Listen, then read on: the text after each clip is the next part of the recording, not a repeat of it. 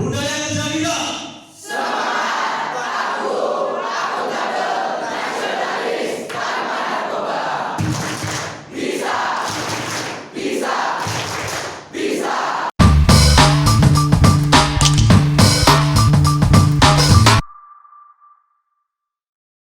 Halo Sobat Radar Jogja, balik lagi di Bias atau Bicara Santai bersama saya Reren. Nah, di episode kali ini hadir bersama kita semua Kepala Kantor BNNP DIY Brigadir Jenderal Polisi Iwayan Sugiri SH/SIK MSI. Halo Pak, apa kabar? Kabar baik Mbak Reren, selamat Sehat ya, Pak, pagi, ya? sehat-sehat semua, alhamdulillah. Alhamdulillah. Oke, jadi penasaran nggak nih dengan tema yang akan kita bahas kali ini? Ya, pada episode kali ini kita akan membahas tentang bagaimana mensosialisasikan ancaman di kalangan milenial Yogyakarta. Jadi ancaman narkoba di kalangan remaja-remaja yang ada di Yogyakarta. Nah, sebab ya, seperti kita tahu, bahaya narkoba itu sangat merugikan bagi masa depan bangsa. Dan kita akan bertanya-tanya tentang upaya pencegahan narkoba di kalangan anak muda yang sudah dilakukan oleh BNNP DIY. Oke Pak, mungkin kita akan ngobrol-ngobrol sedikit ya Pak ya. Jadi yang ingin saya tanyakan, jadi ini kan kaum milenial itu kan harus memiliki daya tolak terhadap narkoba gitu Ya, Mbak, kan. iya. Nah, sasarannya sendiri bahkan mungkin bisa dari usia dini ya Pak ya. Ya. Nah, kira-kira usia yang paling tepat itu untuk sosialisasi ini mulai usia berapa Pak? Maksudnya dari SD ataukah malah justru dari PAUD misalnya, seperti itu? Ya, makasih Mbak Reren, pertanyaannya bagus sekali. Kita punya Badan Narkotika Dunia ya, namanya UNODC, United Nations Drug Conference, adanya di Austria, dan itu yang memberi petunjuk ke seluruh dunia, dan kita ikut dalam konvensi tersebut sehingga ada petunjuk idealnya seperti apa untuk pencegahan narkoba terhadap usia dari SD bahkan Mbak. SD, SMP, SMA, cuman ada tahapan-tahapannya. SD itu umur 9 tahun sudah harus kita mulai dengan ya kalau anak kecil kita dongeng-dongengin, kalau SMP dengan kegiatan-kegiatan yang ada pengenalan-pengenalan. Kalau untuk SMA itu mulai dengan dia mempresentasikan karena dia kan dianggap sudah mengerti. Kalau mahasiswa juga demikian, sudah harus paham terhadap konten-konten bahaya narkoba tersebut. Demikian, Mbak. Oke. Kemudian pesan apa saja sih Pak yang diberikan gitu saat sosialisasi gitu? Apakah mulai dari jenis-jenis narkobanya, kemudian dampaknya seperti apa atau gimana Pak? Mulai dari materi yang disampaikan. Betul. Jadi kalau mulai dari kalau anak SD tadi dibilang kan lagi mendongeng-dongeng kan, tentunya menyampaikan bahayanya narkoba tersebut melalui dilihatkan gambar-gambarnya.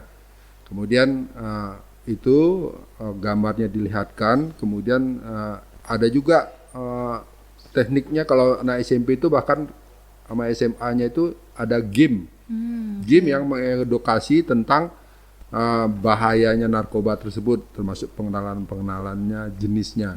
Tentunya harus dia tahu, dan modus-modus operandi kemasan yang digunakan oleh para orang-orang yang tidak bertanggung jawab dalam rangka mengedarkan supaya dia tidak mau kena rayu tipu untuk memakai atau menggunakan narkoba gitu ya. Oke.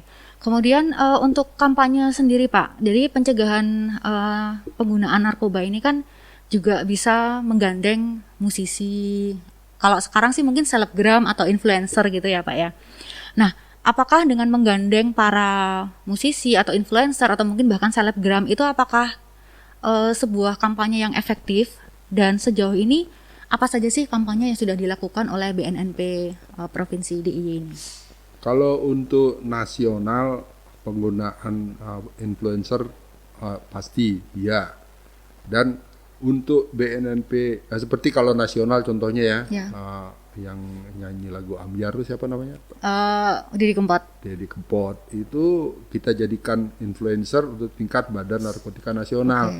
Tapi kalau beliaunya sering ke Jogja, kalau sekali-sekali kita juga ajak untuk ikut memberikan supaya menghimbau masyarakat untuk menjadikan influencer dalam rangka pencegahan narkoba.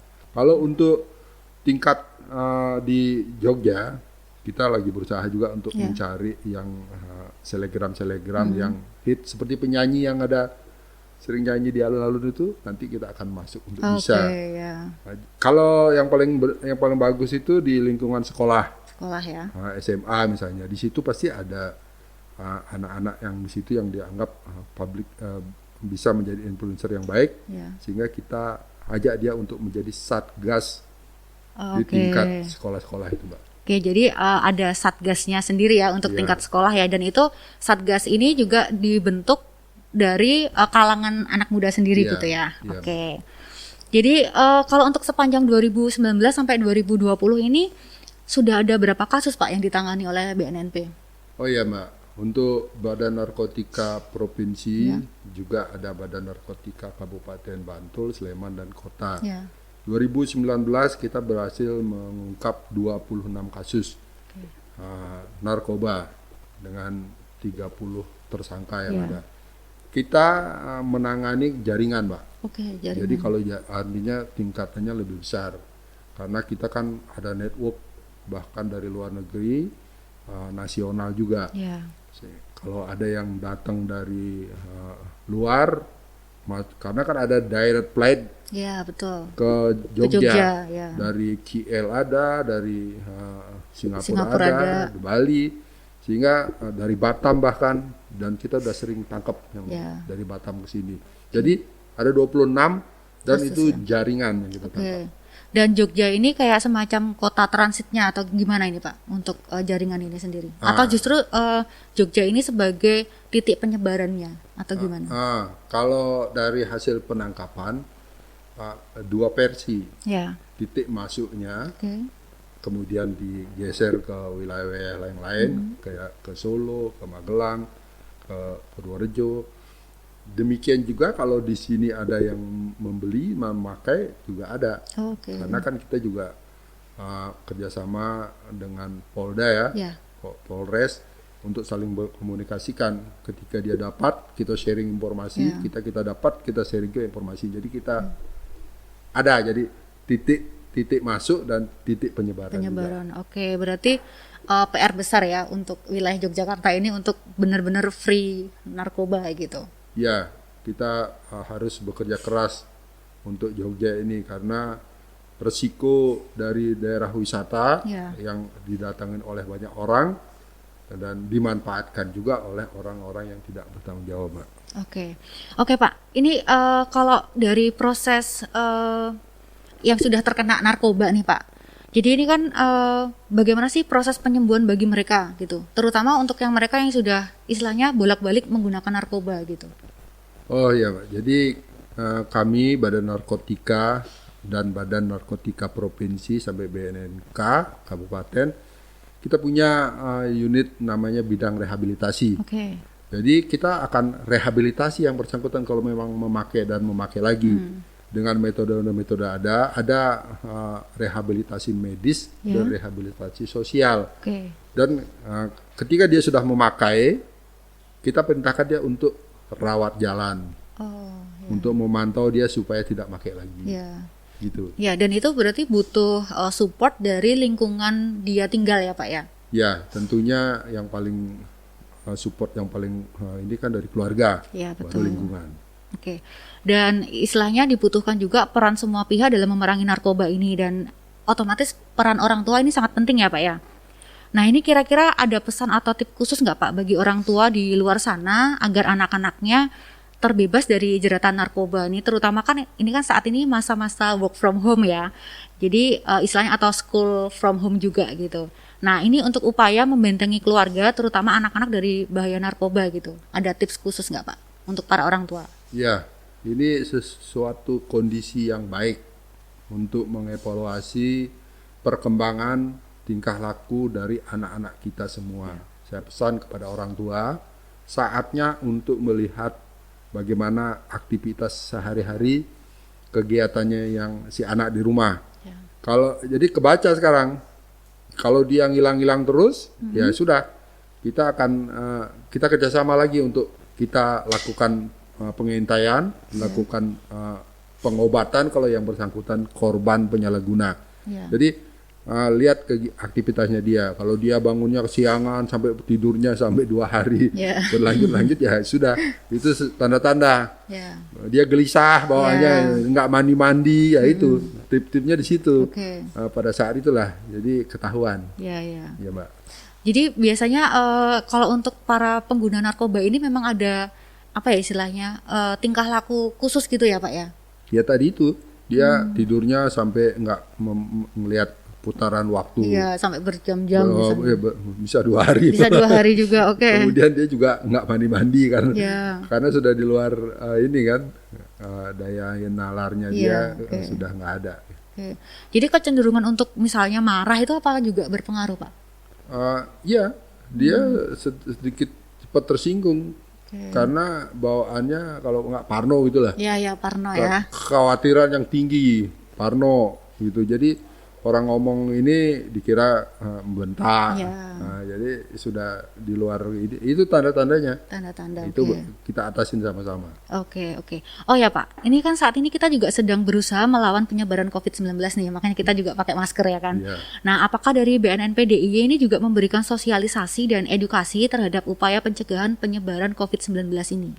Ya, momentum ini juga tepat sekali buat kita sama-sama melaksanakan gerakan hidup sehat.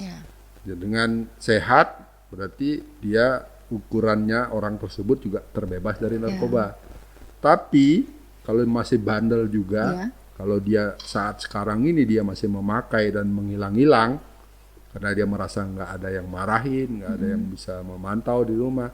Saya yang gilirannya menyampaikan ke yang bersangkutan, jangan coba-coba pakai. Karena sekarang apapun gerakannya dimonitor, banyak yang memonitor, entah itu masyarakat, entah itu polisi, entah itu BNN. Kemudian kalau dia yang bersangkutan sakit itu kesambar sama virus yang lewat itu tambah parah. Jadi bahaya saat ini, saya pesankan bahaya. Jangan coba-coba. Betul. Oke. Baik Pak, ini informasinya sangat lengkap sekali, mulai dari pengungkapan kasus, kemudian tips juga untuk orang tua yang sedang work from home ataupun anak-anak yang sedang school from home ini. Ini informasi yang sangat bermanfaat untuk masyarakat bahwa ayo kita bersama memerangi narkoba gitu. Oke, mungkin itu Pak, saya ucapkan terima kasih ini waktunya sudah mau atau bersedia wawancara dengan Radar Jogja. Terima kasih Mbak Rere. Pesan terakhir saya. Karena dalam rangka pandemi ini kami juga dari Badan Narkotika Provinsi DIY pada kesempatan ini menyampaikan juga untuk mencegah mewabahnya, meluasnya COVID-19, pola hidup sehat, ikutin aturan protokol yang ada, stay home, kalau toh harus keluar keperluan saja, kemudian selalu memakai masker, dan setiap saat cuci tangan. Oke, itu tadi pesan dari Pak Iwayan Sugiri. Jangan lupa untuk selalu cuci tangan, menggunakan masker, dan keluar saat benar-benar penting aja, gitu ya Pak ya. Oke. Physical distancing. Jaga jarak. Oke. Demikianlah bias atau bicara santai bersama Kepala BNNP DIY. Nah, bagi Sobat Radar Jogja yang masih penasaran nih dengan informasi terkait penyalahgunaan narkoba atau bagaimana sih kegiatan yang dilakukan oleh BNNP DIY, mungkin bisa melihat ke akun media sosial BNNP DIY di Instagram, itu @info_bnn_prof_DI Yogyakarta, atau di Facebook BNNP DIY. Ada juga untuk website itu di yogyakarta.bnn.go.id. Nah, bagi pengguna Twitter itu bisa mengikuti akun @info_bnn_prof_DI Yogyakarta, atau bisa langsung ke kantor BNN DIY di Jalan Brigjen Katamso, Keparaan, Mergangsan, Kota Jogja, atau bisa menghubungi call center di 0274 385378. Oke. Oh, ini ada juga call center dari WhatsApp ya. Jadi saya bacakan juga. Untuk call center BNNP DIY di nomor 0852 00 80 0300. Saya ulangi lagi ya. 0852 00 80 0300.